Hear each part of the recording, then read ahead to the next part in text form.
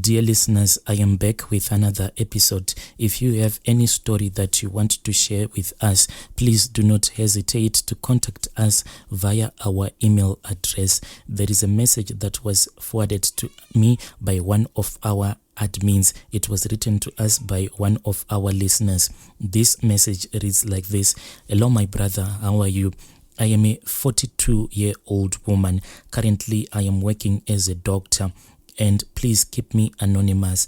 After the death of my daughter, I even tried to go for different therapies, and I don't know if I can safely say that indeed the therapy worked on me or if it did not work at all. I even tried to give myself some counseling since I am highly experienced, but no matter how hard I try to counsel myself, but at the end of the day, I can just see that the pain that was left behind when my daughter was killed by my husband that I was staying with at that time, that pain, no matter how much I try, it can't just go away. I have tried to pray, I have tried everything, but I keep on thinking of all the things that my husband did to my daughter.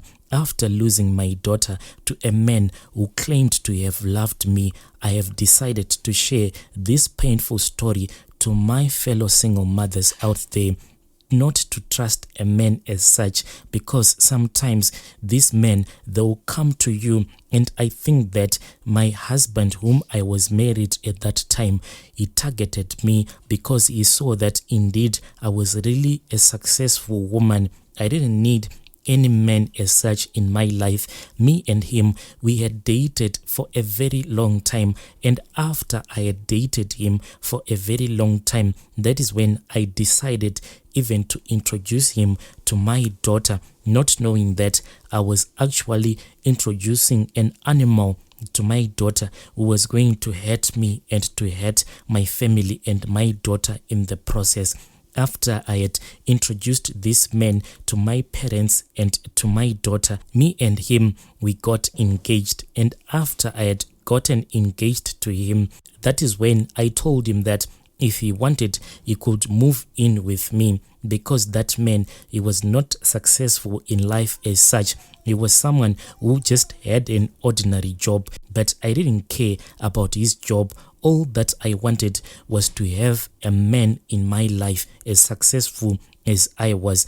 After he had moved in with me, I was really proud of myself, and I was really proud of him because of the way that he was treating me and the way that he was treating my own daughter. I had entrusted him with my own life because he was just a responsible man. On many nights, he would drive me to work, then he would come back and he would start to prepare so that my daughter can go to school. When it came to lunch, he would make sure that he would bring something each and every day without fail. I really thought that I had made a good decision in my life, choosing someone who was not as successful as I was. Even when it came time for him to go and pay for my bride price, he didn't have a lot of money, and knowing my mom, I didn't want him to be embarrassed by my family. I gave him a lot of money so that by the time that he would go with his relatives to pay for my bride price, at least he won't be embarrassed. Because my father had told me that since I was a successful woman, whenever a man was supposed to come and to pay for my bride price, he was going to expect a lot. Since I was someone who was well educated, this is why I had stayed for a very long time without getting married. Because whenever I would come across a man who would say that they wanted to marry me, I didn't want to look like I was in it for the money. But after I had dated this man for a very long time, and after we had gotten to trust each other, I knew that he was worth that sacrifice. I even took out some money out of my pension fund so that we can have a really good wedding. It was not a big wedding as such. It was just a private wedding, but I wanted it to have a very expensive look. But little did I know, Brother Nashi, that this man, he was just after my money. After we had gotten married, this whole problem started whilst we were on our honeymoon.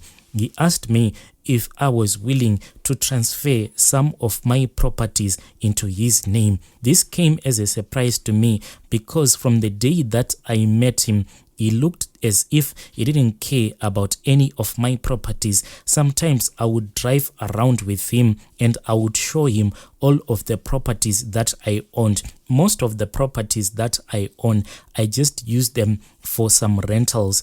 And when we were on our honeymoon, he asked me if I was willing to put one of my houses in his name. He said that if I was going to put one of my house in his name, then he was going to thank me greatly. But as much as I loved him, I told him that it was not possible because everything that I had before we had met, it was mine. But I promised him that I could assist him so that he can buy his own properties. But I saw that he was not happy with it. When we returned from our honeymoon, I saw that now he was a changed man. He was no longer taking care of me like the way that he used to take care of me. Then came the issue of my life assurance, if I was going to include him on my life assurance. And I kept on dodging his questions whenever he would ask me about my life assurance because he wanted to know who was going to be the sole beneficiary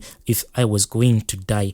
After he had seen that I didn't want to give him a lot of information, he kept on pressing me that I should fall pregnant for him. I told him that indeed I planned for us to have a baby, but he was not supposed to push me, but he kept on pushing me. That is when I decided to have a family plan implant on me. We stayed for a very long time and I never told him the truth that I was now on a family plan. And on the day that he found out that I was on a family plan, that is the first day that he was violent towards me. But I never knew that he was going to be this violent. Me and him, we started to fight a lot, and almost each and every day we used to fight until the day that I kicked him out of my house. I told him that I wanted a divorce. When I told him that I wanted a divorce, he walked out of the house and he told me that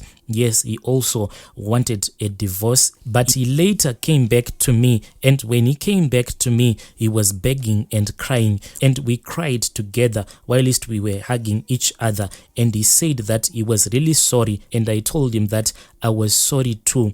But after a couple of weeks after he had came back to stay with me, that is when one day when I came back home, during the day I had tried to contact my husband and to contact my daughter, but I could not get hold of my daughter. But somewhere around 3 p.m., that is when my ex-husband picked up the call and he told me that everything was okay. So I drove back home and I didn't know what was waiting for me. When I arrived back home, the first thing that I noticed when I was walking into the kitchen, I saw that there was blood everywhere. Immediately, I started to cry because when I walked into the sitting room, I saw something that looked like it came out of a horror movie. My ex-husband, he was just sitting, and whilst he was sitting, he was busy chopping something on top of the coffee table. He was chopping my daughter into several pieces, and besides him,